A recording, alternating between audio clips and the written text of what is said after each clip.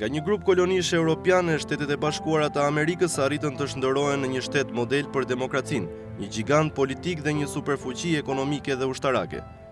Në historinë e saj ka shumë ngjarje të cilat kontribuan në këtë proces, por në secilën ngjarje, konflikt, luftë, revolucion dhe përpjekje liberatore, ka patur një njerëz të madh, një udhëheqës i cili me impaktin e tij ka mbetur denjësisht në histori. Kjo vulë është vula më e rëndësishme politike në mbar botën.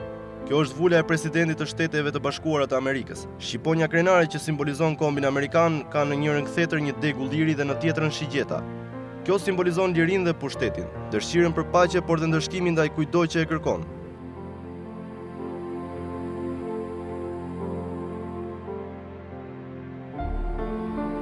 Në historinë e saj, Shtetet e Bashkuara të Amerikës kanë 43 president, duke filluar nga presidenti i parë, George Washington, deri tek presidenti 43, George W. Bush. Kjo dinasti leadershipi ka simbolizuar kombin më të lirë dhe demokratik në botë. Presidenti i 35 i kësaj dinastie është presidenti Kennedy, i quajtur ndryshe dhe presidenti i 1000 ditëve, për shkak të ndarjes nga jeta e tij në moshë të re. Kennedy ka hyrë në historinë e Shteteve të Bashkuara të Amerikës si një nga presidentët më të shquar të gjitha kohërave.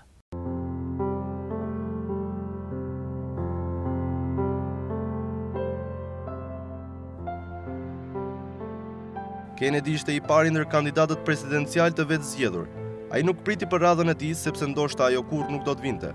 Konventat tradicionale kombëtare dhe pëlqimi nga të figurat e vjetra partijake nuk mund të arriheshin lehtë për shkak të moshës së tij të re. Përveç moshës, një dizavantazh tjetër ishte besimi fetar ai që i përkiste.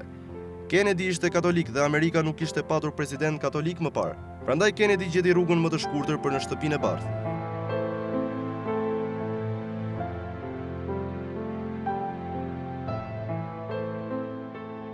Institucionalizoi charmin e tij, egzagjeroi biografinë dhe shpenzoi shumë para të familjes së tij. Shpalli veten si zgjedhja e duhur për popullin dhe fitoi postin e kryetarit të shtetit më të fuqishëm në botë. Për shumë studiues, Kennedy vlerësohet si një president pak më shumë se mesatar. Për shembull, sondazhi i vlerësimit të performancës presidenciale Murray Blessing në vitin 1982 e vlerësoi si të tillë, ndërsa për disa studiues të tjerë dhe opinioni publik amerikan e konsiderojnë Kennedyn si shpëtimtar dhe si hero, sepse ishte ai që shpangu luftën e tretë botërore gjatë krizës së raketave në Kubë në vitin 1962 dhe se ishte ai që i dha një prestigj dhe luk të ri postit të presidentit. Përpara se të bëjë president, John Kennedy kreu një fushatë presidenciale moderne dhe që la precedent në fushatat e presidentëve dhe liderëve të ardhshëm. Ta përcaktojmë si një president amerikan i cili nuk mbylli një epokë të vjetër, por hapi një epokë të re. Marrëdhënia me publikun si PR paraqiti një vizion të ri, vetëm si paraqitje, domethënë një lojë të re aktoriale. E nxori presidentin nga pozicioni mbretit dhe e çoi në popull. Në fushatën presidenciale të vitit 1960, senatori Kennedy kandidonte për postin e presidentit kundër zëvendës presidentit Richard Nixon. Edhe Nixon kishte moshë të re, 47 vjeç, veteran lufte. Megjithatë, Kennedy arriti fitoren më të ngushtë në historinë e zgjedhjeve presidenciale amerikane. Ky është debati televiziv midis dy kandidatëve, i pari i këtij lloji. Kennedy me kostum të zi dallonte prej kundërshtarit të tij. Ai duke i qetë dhe në kontroll. Nixon refuzoi të bënte grimin. Ai duke i tensionuar dhe kostumi i tij gri nuk dallonte nga sfondi. Zëvendës president prej 8 vitesh. Nixon duke i më pak presidencial se sa Kennedy. I was a teenager then when he was elected, and I was in high school. I was 16 years old, I believe, 15 or 16 years old. And I remember the election and how close it was, and I remember the first time that the elections had debates that were on television, and I watched those debates, and President Kennedy, or Senator Kennedy at that time, was quite an effective speaker, although people said that Richard Nixon, his opponent, did not come across very well, and he didn't. He looked kind of old and had a kind of a beard on him, and Kennedy looked very young. Gjatë kësaj fushate, Kennedy revolucionoi konceptin e fushatës presidenciale. Fushata e tij siguron një formulë suksesi për çdo që kërkon të ngjisë shkallët e pushtetit. Pjesë e kësaj formule ishte demonstrimi i madhështisë së tij duke përfshirë veten në rankun e George Washington, Abraham Lincoln dhe Roosevelt. Ai kopjoi gjestet e Winston Churchill dhe evangelistit Billy Graham. You have to decide as Americans whether you believe what we're doing now is good enough or whether you take the view that we must do better. That's what separates Mr. Nixon and myself. Kennedy e kuptoi se për të fituar nuk ishte e nevojshme të merrej me politika kontroversiale. Ai nisi të reflektonte tek populli atë imazh që populli kërkonte. Qëllimi i Kennedyt ishte pragmatik. Ai nuk bënte politika, por vota. Ai kuptoi se votuesi kërkonte personalitet dhe jo politika konkrete. Këtë shembull ndoqën dhe shumë politikanë të tjerë të së ardhmes.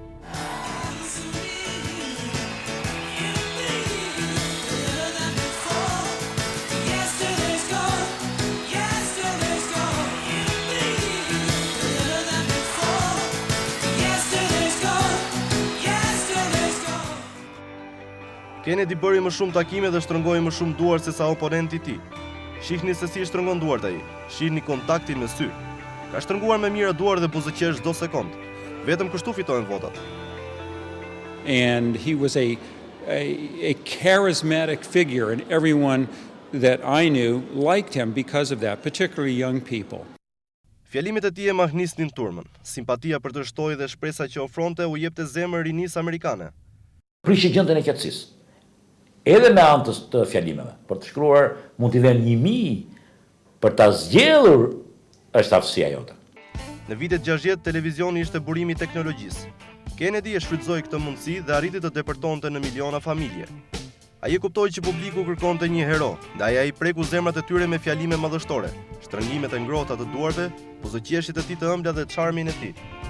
To welcome the personal profile, Senator John Fitzgerald Kennedy of Massachusetts. Well, it's a great pleasure to be here, and I appreciate those kind words.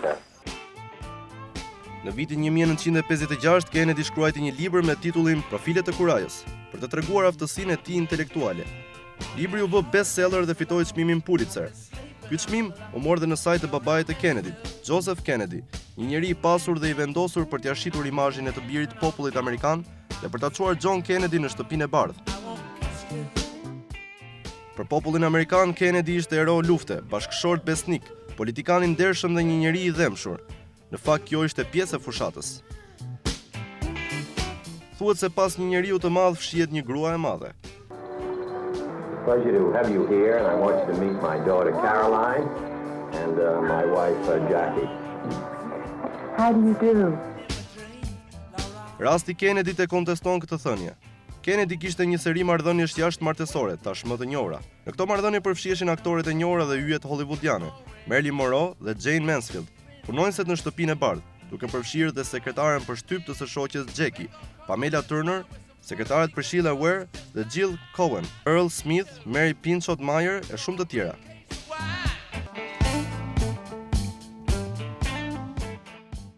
Pjesë e sajuar e fushatës së tij elektorale ishte edhe pamja e tij për një atleti.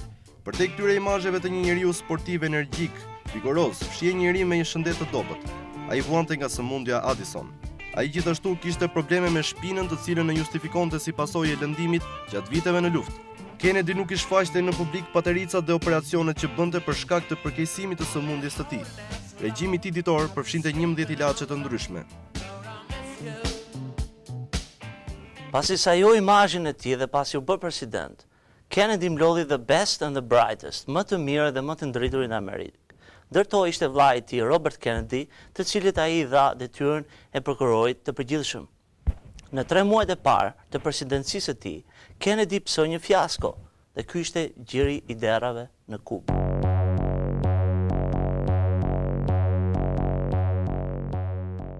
Fatkeqësisht, në fillimet e tij, Kennedy dinte më shumë se si të bëjë president se sa të ishte president. Detyra të qenit president i një vendi kërkon 2 politika themelore, atë të jashtme dhe atë të brendshme.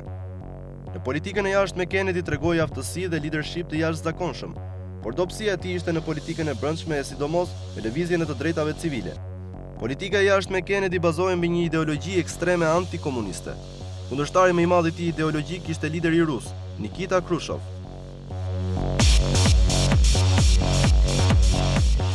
cili duke konsideruar moshën e re të presidentit amerikan, përpoq t'i bënte presione të shumta të drejtpërdrejta si dhe të ndërsjellta. Kennedy të ri duhej të përballej me ujkun e vjetër rus, i cili kishte për synim përhapjen e komunizmit në vendet e botës së tretë. Me përjashtim të John Kennedy, Nikita Khrushchevi nuk e mund të dot njëri tjetër. Takimi i Vienës ka qenë katastrofik.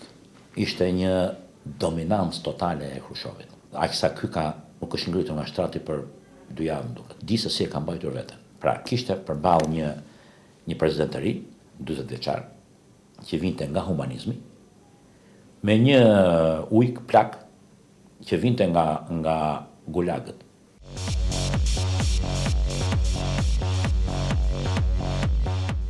Në pikun e luftës së ftohtë, gara nukleare ishte tejet e ashpër. Rusia duke se ishte në avantazh, ndërsa Amerika mundoi të zvoglonte avantazhin rus.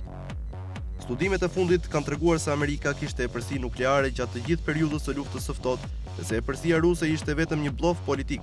Megjithatë, presidenti i ri i duhej të përballej me një konflikt të ashpër ideologjik, i cili mund të shndërrojë fare thjesht në një konflikt nuklear, i cili padyshim do e kishte kthyer botën në epokën e gurit.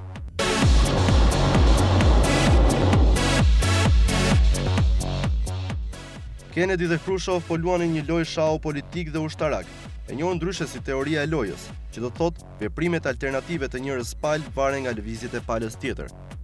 Për shkak të tensionit të luftës së ftohtë me të marrë detyrën e presidentit, Kennedy e nisi detyrën me mbledhjen e Joint Chiefs of Staff, krerët e ushtrisë. Dhe i pyeti: "Nëse ne sulmojmë të parat, a mund ta eliminojmë kundërpërgjigjen ruse?"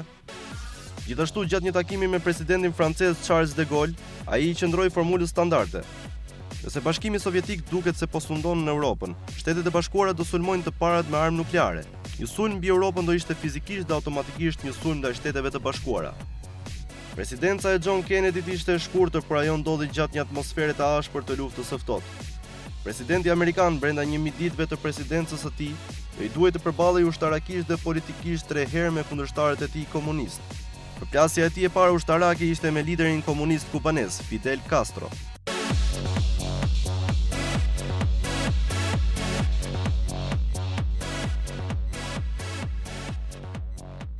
Vendimi për rrëzimin e Fidel Castro ishte marrë prej administratës së presidentit Eisenhower në bashkëpunim me CIA. Vetëm 3 muaj në detyrë, më 12 prill 1961, Kennedy shpreh publikisht: "Nuk do të ketë në asnjë situatë një ndërhyrje të Shteteve të Bashkuara në Kubë." 2 ditë më vonë, pa mbaruar ende muaji i mjaltit presidencial, Kennedy i jep urdhër dhe 8 avion luftarak B-26 bombarduan bazat ajrore kubaneze. Delegati i Kombeve të Bashkuara Adlai Stevenson kërkoi shpjegime, por CIA u gjente gatshme të jepte shpjegime të sajuara.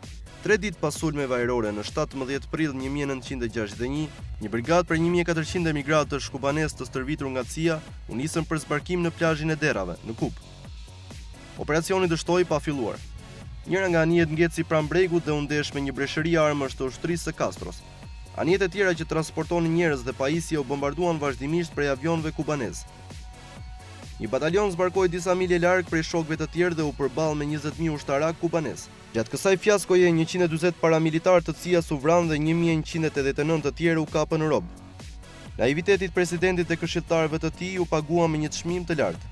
Kennedy reagoi duke fajsuar CIA-n, duke u betuar se do ta thërmonte në një mit copa që ta merrte era. Ky premtim nuk u realizua, megjithatë, ai kërkoi dorëheqjen e drejtorit të CIA-s Alan Dulles dhe zvendës drejtorit për planet, Richard Bissell. Khrushchevi e denoncoi përpjekjen e pushtimit amerikan në Kubë, duke thënë se kjo ishte e rrezikshme për paqen në botë. Por pavarësisht nga kjo fiasko, populli amerikan e mbështeti presidentin e tij. Populariteti i tij u ngrit në 10 pikë, duke arritur përqindjen e pëlqimit popullor në 83%. Sa më keq të veprosh, aq më shumë të duan, tha Kennedy.